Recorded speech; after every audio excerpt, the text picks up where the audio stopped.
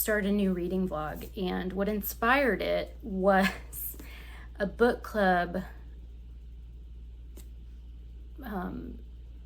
discussion that I did last month with Bekah Books and Bujo. We read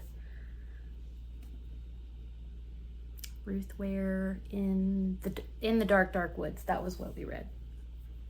And we were talking about books and authors we hadn't read. I think that was what we were talking about.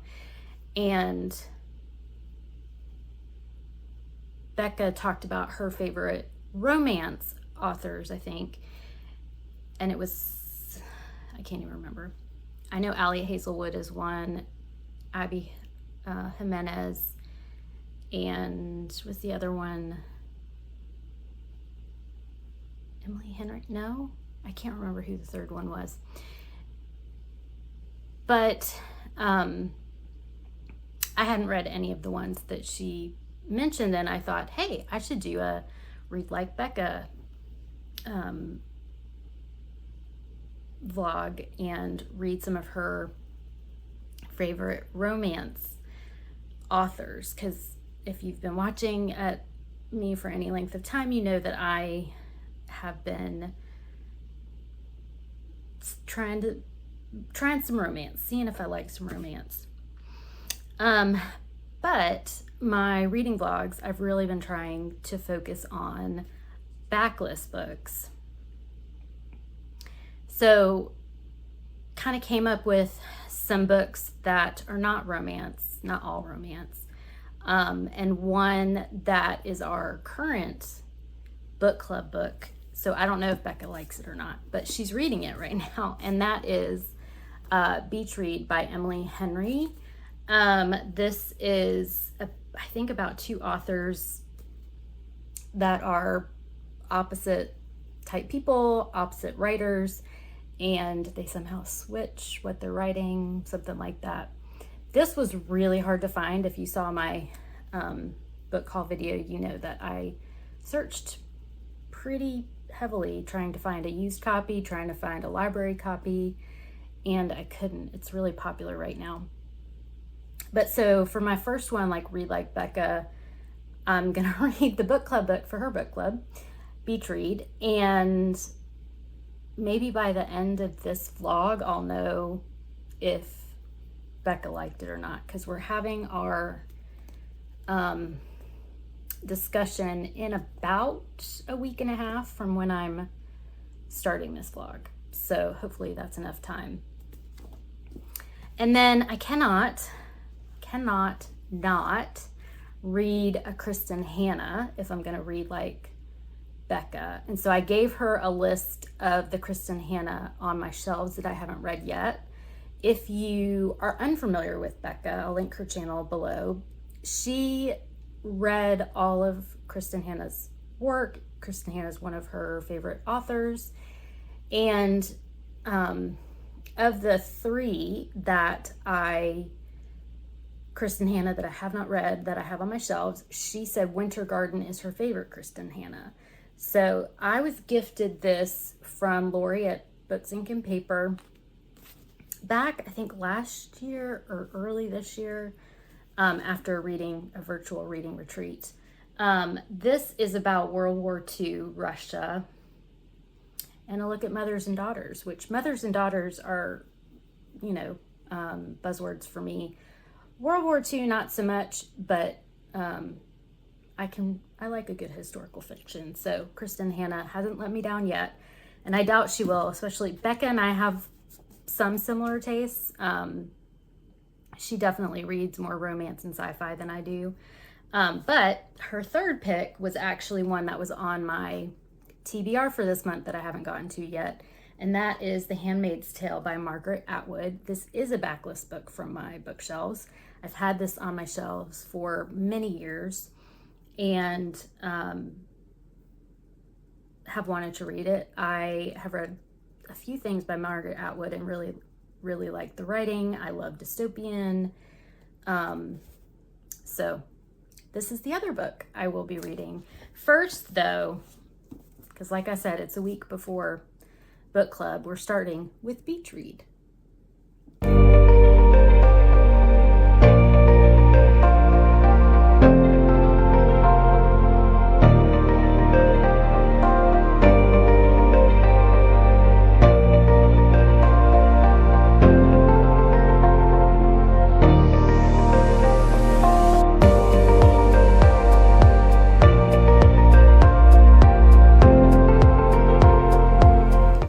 give you an update on Beach Read by Emily Henry. I'm reading this for my book club with Bekah at her channel, Bekah Books and Bujo, and I have heard from her that she loves this book. She finished it already. And I am enjoying it a lot. Right now, I'm got 2 bookmarks in here. That's not good. I'm like a third of the way in. And this is about January, who is a romance writer, and my hair is like sticking straight up. January is a romance writer, and she recently lost her father, and he left her this beach house that she's going out to, and she writes romances, rom-coms, because she liked to focus on the happy times. Her mom had some health issues, but she always saw her parents as like this perfect couple, and her dad as like ideal dad. And then when he dies, she finds out that he wasn't so perfect after all. And then there's Gus, who is someone she knew from college writing classes, and they were kind of competitive in college. And he is an established, I think he's written 2 more like literary fiction novels, and I don't want to tell too much. Yeah, so they're living in neighboring beach houses, and then having writer's block, and so they decide to strike a deal that Gus will write something happy and January will write something, what do they call it? The Great American Novel. And it's just kind of going through their relationship, but also some of the ins and outs of their backgrounds, and also how and why they write what they write. I am enjoying this. I don't, like I mentioned before, this is my first Emily Henry book. And from what I understand, this is her first adult novel. And it seems to be a favorite of many people. One thing I feel like I'm appreciating for sure is that it doesn't feel like it feels like a deeper rom-com. There are parts that are funny. Like a deeper romantic story. And yeah, I am enjoying it a good bit. I am reading it pretty quickly and focusing on it primarily. I have a few other books going right now, which is typical for me, but yeah, I haven't wanted to put it down or read other things, so that's always a good sign. And I will check back when I have read some.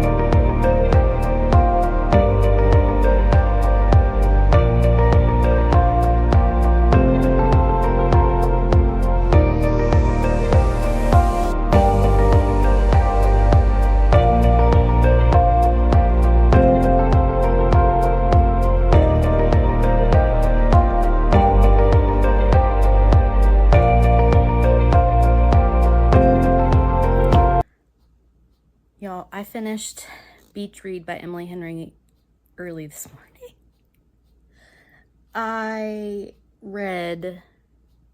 This book is like 300 350 pages-ish. I'm pretty sure I read 250 pages yesterday.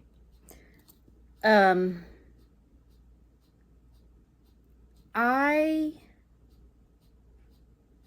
really love this book. It was a 5-star going into the last couple of chapters, and I'll tell you why. So the romance, the writing, the backstories, pretty much loved all of it. And it didn't feel fluff. It didn't feel like standard tropey. It didn't feel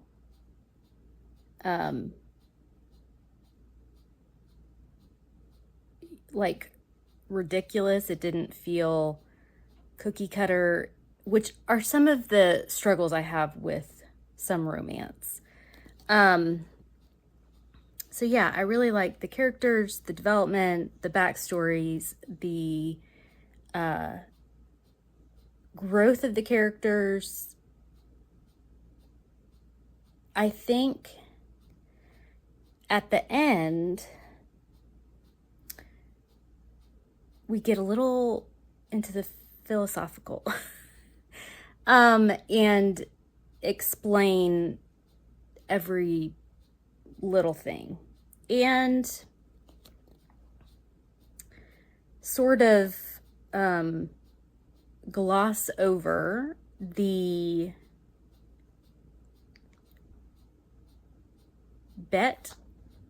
deal that they made. And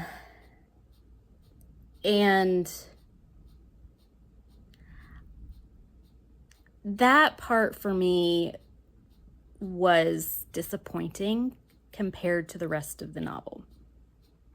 So I think I'm landing at a 4.5 for this. And I don't need everything wrapped up in a bow. I actually kind of prefer not to have all of it wrapped up in the bow. I know from just the romance that I have read that it seems to be that's actually a big part of the story is, one of our writers is very happily ever after and one is not. I just prefer a little bit more ambiguity at the end. You don't have to tell me how everything worked out.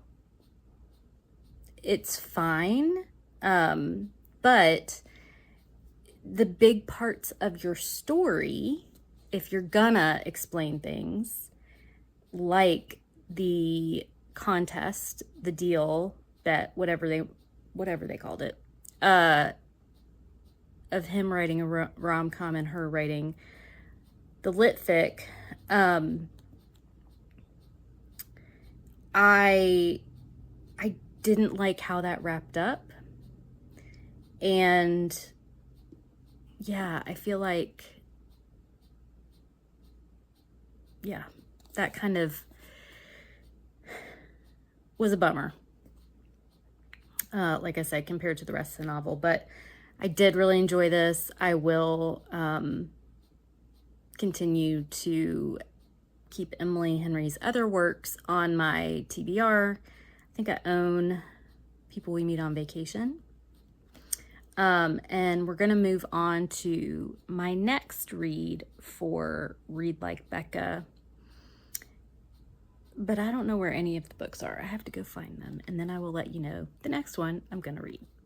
Okay, so I am listening to the audiobook of Winter Garden by Kristin Hannah. This is, Bekah said this is her favorite Kristin Hannah book.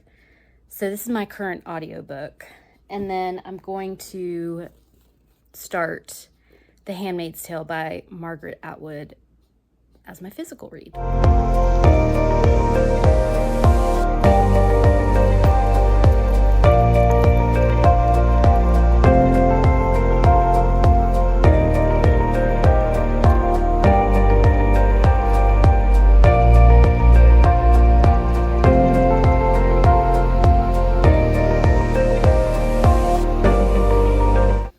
Hey, I want to give an update on Winter Garden by Kristin Hannah. I am not far into it, but I will say content warning for death of a parent in the beginning of this book, which, you know, it's been 2 years since my mom died, and I still... it still just hits me raw sometimes, and I know I never know, which if you've experienced anything like the loss of a parent, you don't know, which is, you know, something with grief is that you don't know when and how and it's going to hit you. I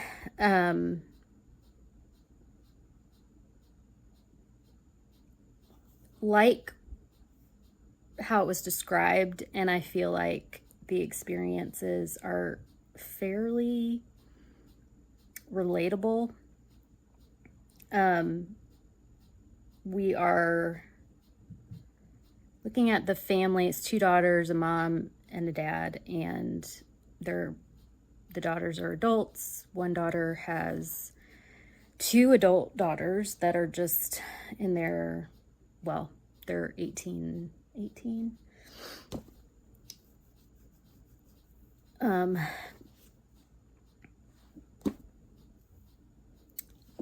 And the, what's her name? Meredith. Meredith is the older sister, and she is the one who stayed close to home, got married young, had 2 kids, took over the family business. The other sister, Nina, is a very talented photographer who goes everywhere internationally as a photojournalist and sends pictures back of kind of war-torn areas. And they both have different relationships with the mom and dad. It sounds like the relationship with the mother for both girls was strained for reasons we don't know yet.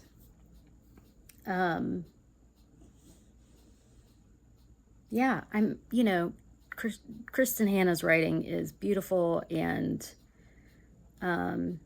gets right to the heart. I had to take a break from it yesterday because, yeah, it was just hitting my heart because it was the scenes of losing the parent.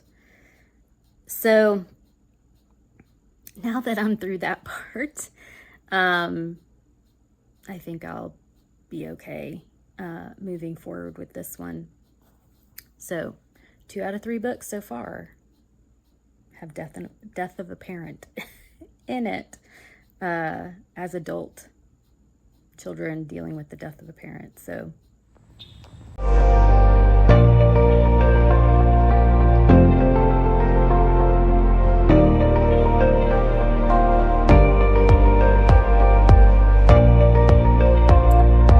hey, so it's a time for a little update. This vlog is taking a different direction than I originally thought, and a little bit longer than I originally thought. So I was reading Kristin Hannah, Winter Garden, which is Bekah's favorite Kristin Hannah book. And I think I mentioned in my previous clip that it was hitting really close to home with the father's death. In the beginning of the book is a pretty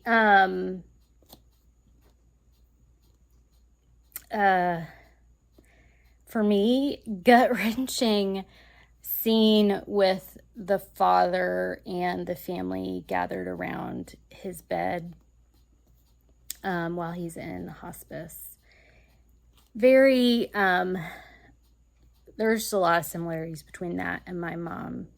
And then the two sisters, Nina and Meredith, go further into taking care of the mother and some of their difference of opinion, what the mom needs.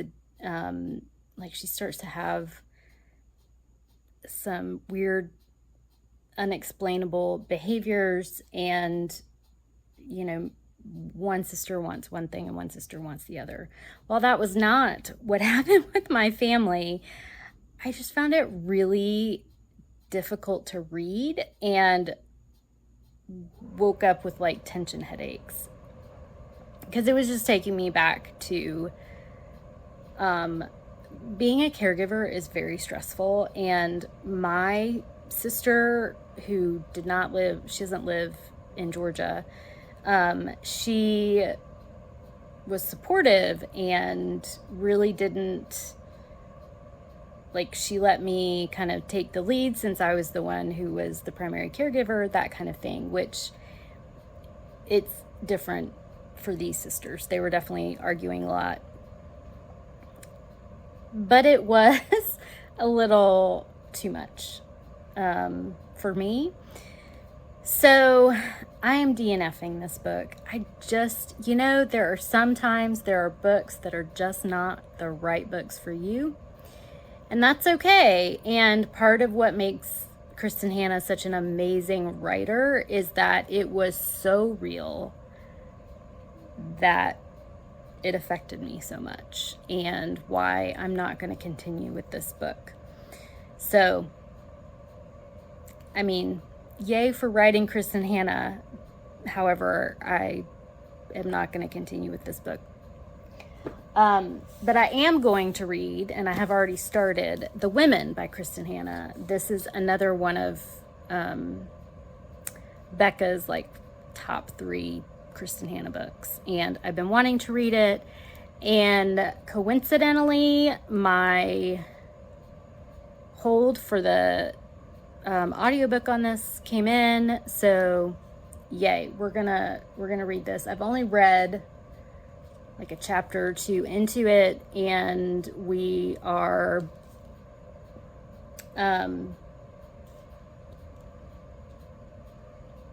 following, what's her name? I can remember the brother's name. Her name is Frances. Frankie, who, her brother, Finn, is going to serve in the military, and they live in Coronado, California, which I've been there, and I remember that there is a very high bridge that you have to take to go across to the island, but it's very beautiful over there. And yeah, so the only thing that we're looking at right now in the book is I guess bon voyage party for Finley, the brother who is going off to the military, and Frankie, and she is in school to be a nurse, but really she's just waiting to get married and have kids because that's what she's supposed to do. So we're reading that. And then I actually also did start The Handmaid's Tale by Margaret Atwood, which is another book that Bekah really likes. And I started this when I was trying to decide between if I was going to keep going with the Winter Garden or switch. I also have the audiobook for this, but I think I'm going to read this physically. This is about Offred, who is a handmaid in the Republic of Gilead, and she is in the home of the commander, and she, from what I understand, they're different. I don't know a lot of the backstory yet, but she is supposed to hopefully get pregnant by the commander, even though he has a wife. I don't really know. It's a dystopian. We'll find out more. I'm enjoying it, but I was listening to it on audiobook, and it's very strange in the beginning, kind of setting the scene and setting the world, that I really need to read this physically. So that's kind of where we're at. And yeah, I will check back when I've read more. Sorry, it's a little dark. It is Sunday night, and I'm about to go to bed. I've actually been listening to the women pretty much all day. I've only got a little bit left, and I think after this I need to take a break from Kristin Hannah. She just rips your heart out. And yeah, following Frankie through the war in Vietnam, and then she signs on for a second year and as a nurse, and then everything she deals with when she comes back, all the losses and the treatment of the Vietnam veterans experienced from our own country when they came home, that just rips your heart out. I think I'm gonna push through and maybe try and finish it tonight. I think I'm mostly listening to the audiobook, and I've got, I think, maybe 20 or 25% left. So yeah, I did not think I would listen to this so fast, but it's, Kristin Hannah definitely tells a good story and has a lot of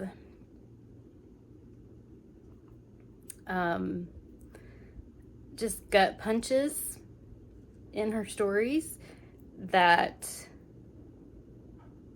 part of this has been really depressing. So there's that as well. So I'll let you know when I finish.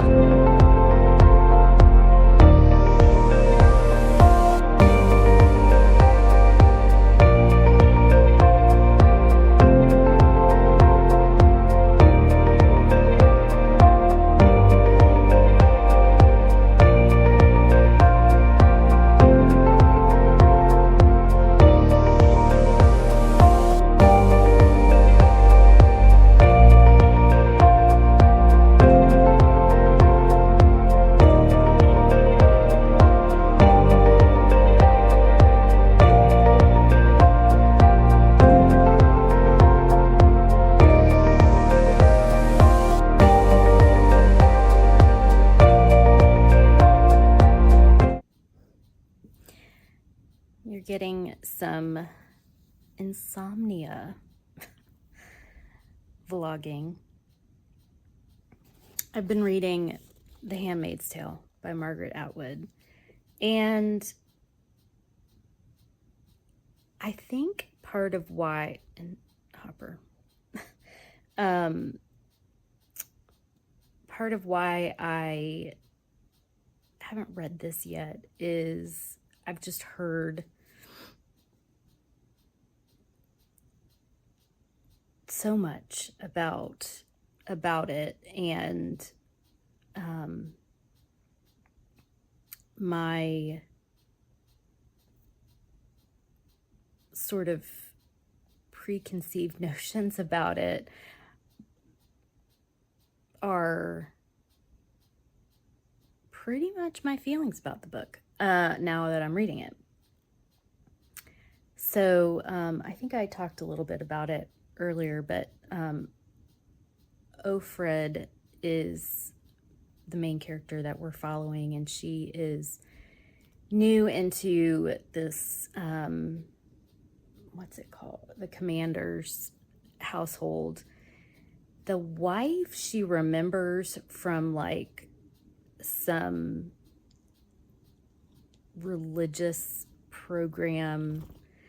The way they describe her, and this may be what Atwood intended, is she sounds like Tammy Faye Baker.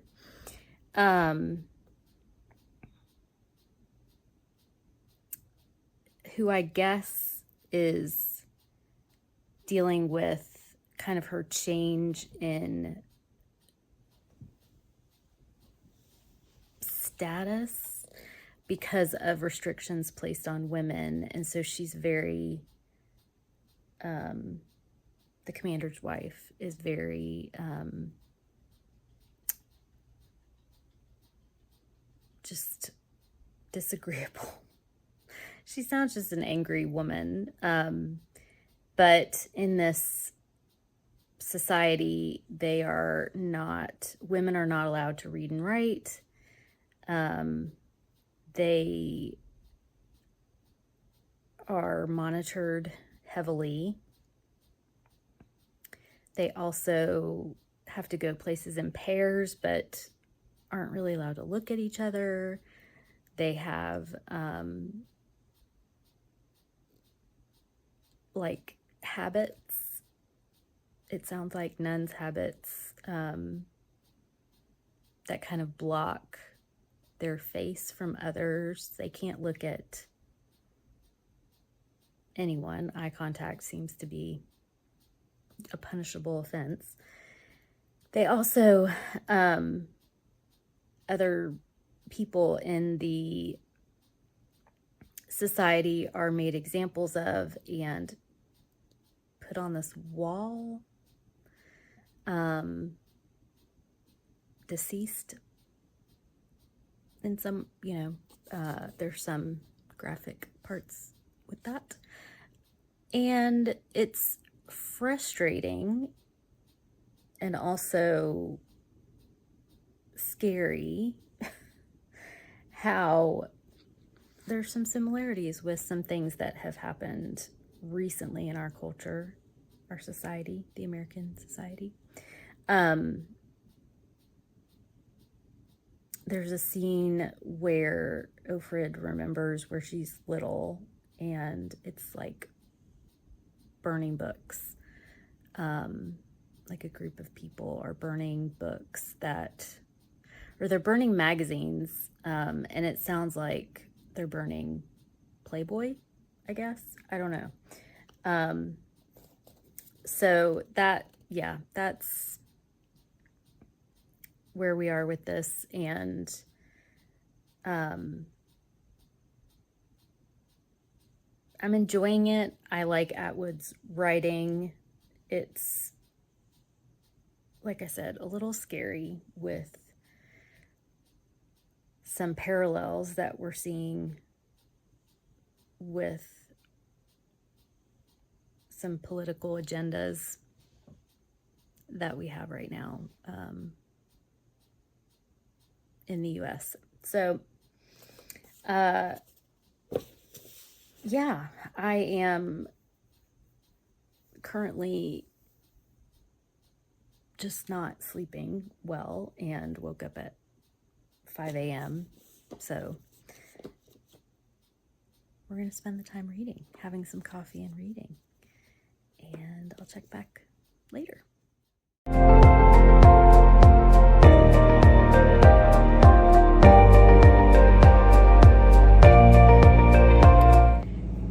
Hi, I'm in my car. I was supposed to have an appointment today and it got canceled because there was no AC in the building, which that's a good reason to cancel in the summer in Atlanta. I am gonna go to the library. Have to drop off a little Pango package. Thanks for people who are supporting me on my Pango shop. I just wanted to update you. I'm over halfway in The Handmaid's Tale by Margaret Atwood, and I haven't really updated you because I'm feeling pretty slumpy after The Women. It was just such an intense book, and probably listening to the whole thing in a day and a half was not the best idea.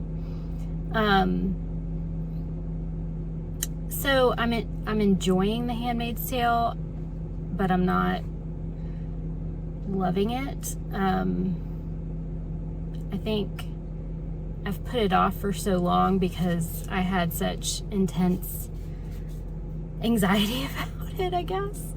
But now, like, I've heard so much about it that there's not a lot of surprises per se. I don't know, there might be in the end. And it goes on for another book, which I do have the testament, so maybe it does pick up in the last third of the book. But I hope to finish this today. Okay, it's time to wrap up this vlog. It's taken me a little bit longer than I had originally planned, mainly for me reasons.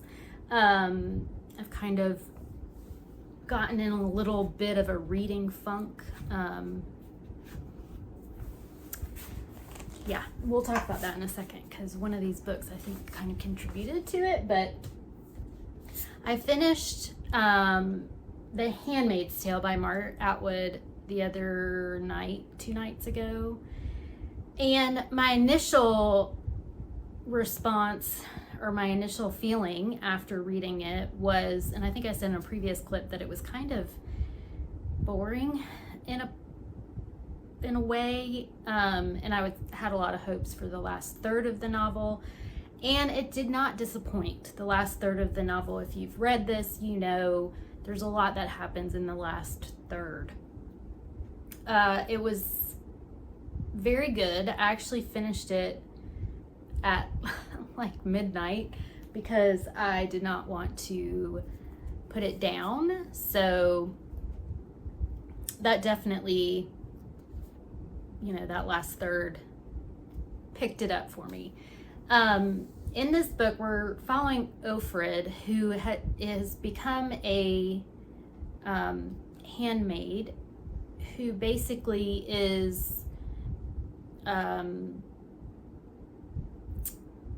used for her womb, and assigned to a family, or a commander is what they call them, the husband of a couple, and basically is used to hopefully give them a baby. For whatever reason, the wife has not had a baby, so they have the handmaid. The handmaid is basically like, I don't know, Offred even refers to it like a piece of furniture. Like, she's given all the good things to keep her body healthy. So the good food, she's given a room in an attic, or is it in the attic, I feel like. But there is indications in her room of the previous handmaid. So you have, like, the handmaid has a certain amount of time to get pregnant, and if they don't, for whatever reason, they are moved on either to another commander or to I forget what they call it, an unwoman, But basically discarded in a way because they're not getting pregnant. It's, if you're not familiar, The Handmaid's Tale is a dystopian that Margaret Atwood wrote in the 80s or 90s, I think. I need to go back and read. I don't know, y'all, do you go in here? So this copy came out, I think, in 2017. The original Handmaid's Tale came out in the 80s, late 80s. Yeah, she wrote it in 84, but I need to go back to read the introduction. I don't like to read the introduction before reading the text because I have found that it gives away things. So I need to go back and read that. It is very relevant today, as women's reproductive rights are kind of all up in the air and very politicalized. They've always been, but you know, we've seen it more recently. So it's not totally out there with some of the things in here that happen, and they happen overnight, you know, that all of a sudden women have no, like, their bank accounts are frozen, they're, you know, just different things happen. They can't work. Their husband or family members, father, are in charge of their lives. And then the book also, in Gilead, which is the Republic of Gilead, which is the state that Oprah lives in. It's promotes things like arranged marriages and no real emotion. No, trying to control everything so that it's not a lot of choice for women, either the wives or the handmaids. So I did tab a lot that I want to go back and look at. Some of them are just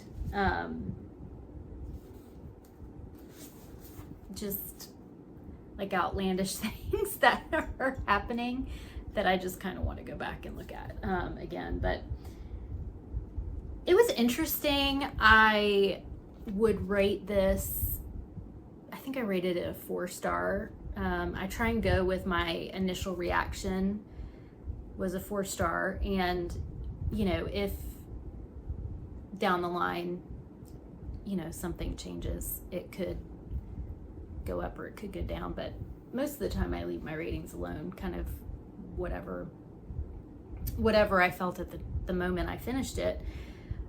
I did right away grab the Testaments off my shelf, the second book in this series. It's 15 years later, I think, is the Testaments. So, and it was a good bit of time in between Margaret Atwood writing The Handmaid's Tale and writing the Testament. So I am very curious to get to the Testaments, and I've put it on my more urgent TBR. So yeah, I enjoyed it.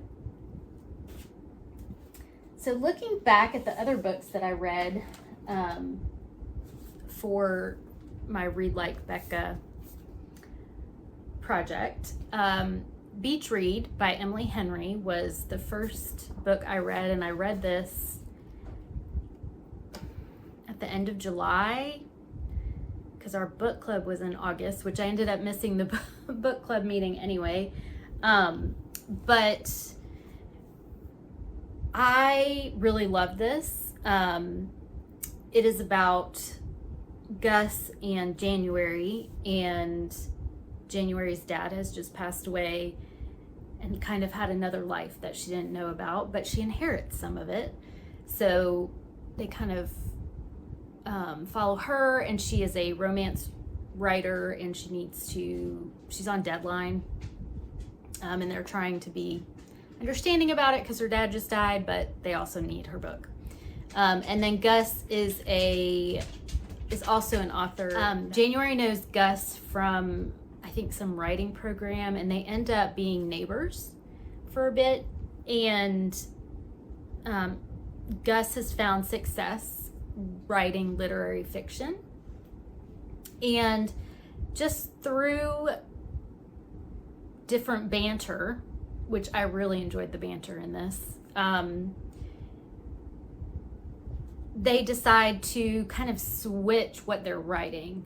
January is going to try to write a literary fiction, and Gus is going to try and write a romance. And also in the part of it, they're going to kind of train each other how to write what they write, if that makes sense. It was a good story. It did have, the thread of grief that runs through this definitely hit home for me. And like I said, I love the banter. The romance was believable, and it was cute, and yeah, it was just a fun read. 5 stars, and I will definitely be getting to Emily Henry's other works, hopefully very soon. Oh, and then our Kristin Hannah. So there was no way I could do a read like Bekah without reading a Kristin Hannah. And so I had asked Bekah to pick one of the 3 Kristin Hannah books that I had on my shelves that I have not read yet. And at first we started with Winter Garden, which is Bekah's favorite Kristin Hannah. She's read all of Kristin Hannah, which kudos Bekah, because Kristin Hannah, I have decided, is definitely an author for me in moderation. Because Kristin Hannah definitely delves deep into the really hard things in life. And the Winter Garden looks at the death of a parent, and is literally in the room at the death of a parent. And I have been there, done that. Didn't really want to read about it. It really hit me pretty deep. And I told Bekah that because the first part is the death of the father, and then we go into caregiving for the mother. Been there, done that too.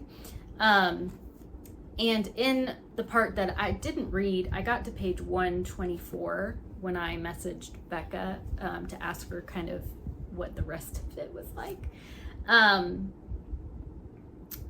Because the sisters, Nina and Meredith, Nina is a photojournalist and goes anywhere that there's a story internationally. She spends a lot of time in Africa in the first part of the book. And Meredith is the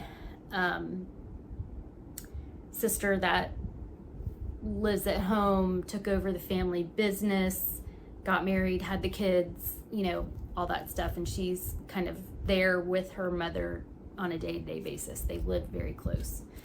And that part of it, I definitely related to. I have a sister who lives out of state, but when I was caring for my mom, we didn't have issues really, because my sister was out of state. She really, let me take the caregiving decision making, which we're very thankful that my mom did not have any form of dementia and could be an active participant in the decisions that were made for her. In this story, the mom, Anya, shows some dementia-like behavior, and it's really a response to the grief of the husband dying. And what I suspect, and after talking to Bekah, it sounds like also grief from something that happened in her life before she had her kids. And I just couldn't handle this book right now, which is totally fine. I think we need to definitely take care of ourselves when we're in our reading, and make sure that we're prioritizing our mental health. So I decided to DNF that one. So then I decided to go with The Women, which is Kristin Hannah's most recent book. Frankie is the main character, and her brother goes to serve in Vietnam, and she decides that she wants to also be of service. Serving the country through the military is a big deal in her family, and so she was already becoming a nurse. She was studying to become a nurse, and she decides to sign up to be a nurse in Vietnam. That was very harrowing, heartbreaking. There was a lot that happened in Vietnam that wasn't necessarily talked about in the news. There's active discussion in here about how the military action in Vietnam was not being reported accurately in the US, and you see kind of some of that with Frankie's letters to her mom. We also look at Frankie having friendships with some of the nurses that she serves with, and then some of the men that she encounters when she's in Vietnam, and then when she comes back to the US, seeing how the people who served in Vietnam were treated by protesters and some of the anti-war movements that were going on at the time. Frankie has PTSD, which is very common with people who have served in the military, and it shows how PTSD has a direct impact on all areas of Frankie's life. And we go into just how she copes with it, how her family deals with her being an unconventional female. She didn't get married. She went and served in the war, which at the time was for men. Kristin Hannah mentions in the author's note kind of the inspiration for this book came from the Vietnam Women's Memorial Foundation. Why it's called The Women, because women served roles in the Vietnam War through support type roles, and were really ignored, even more so than the male veterans that came back. In a lot of the protests or recognition, and Vietnam Memorial, when that was displayed, the women were really, no one believed her that she served in Vietnam because she was a woman, and she wasn't able to get the same supports from like the VA that were set up for the men. So I ended up giving this 5 stars. I ended up listening to the audiobook pretty much straight through, and I think that was a mistake for me, because this put me in a slump. I think that's why it took me so long to read The Handmaid's Tale. This was just a lot of emotional stuff. And one of the things that I love about Kristin Hannah is that she is very good, and something I will say happened with The Winter Garden is she's very good at writing real emotion. So or in my case as a reader, I feel a lot of what's going on with the main character, and sometimes it's too much. And so while I loved this book, I also need to take a break from Kristin Hannah for a little bit. I have one more on my shelf, The Nightingale, which may just wait a couple months. I don't know. Next time it fits a prompt on something I'm doing. But yeah, I do really like Kristin Hannah and really enjoyed this book. So that's what I read for my Read Like Bekah vlog, and I really enjoyed it. I actually ended up doing reading sprints with Bekah several times, which you probably saw a clip of. I want to thank Bekah at Bekah Books and Bujo for helping me with this, and also for encouraging me with my channel. I would love for you to subscribe and come back for another Read Like vlog. I haven't decided what I'm gonna do next or when I'm gonna do it. I hope you all are having a great summer. It might be over. Summer might be over. I know locally the kids have started school, and I work in a university and we start classes pretty soon. So it's gonna be fall. Fall is my favorite season. I'm ready for the temperatures to be at 70 degrees. Right now they're at 90 something. So yay, let's have fall. Take care, and let me know in the comments what you're reading, anything fun that you're doing for the end of summer, and I will see you very soon. Take care. Bye.